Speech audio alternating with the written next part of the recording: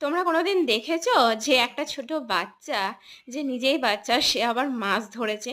তো দেখো আমি কিন্তু এখনো পর্যন্ত এই বয়সে এসেও মাছ তো কাটা বাছা তো দূরে থাক, মাছ ধরতে বিশেষ করে গোটা মাছ ধরতে ভয় করি। কিন্তু আমার মেয়েটা কিন্তু মাছ ধরতে ও যেকোনো মাছ খুব সহজেই ধরে ফেলে, একটুও ভয় করে না। বিশেষ করে ছোট মাছ হলে তো ওর কোনো ব্যাপারই না, মানে খুব মজা পায়। আর ও ছোট খরচা মাছ খেতেও খুব ভালোবাসে। তাই দেখো অধীর আগ্রহে দেখছে কতক্ষণে মাছ ভেজে দিবে।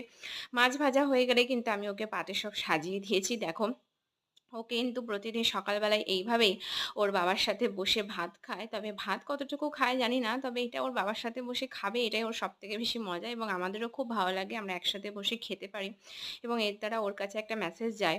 আমরা সবাই মিলে একসাথে খাই, আমাদের প্রত্যেকেরই সবার ভালো লাগে।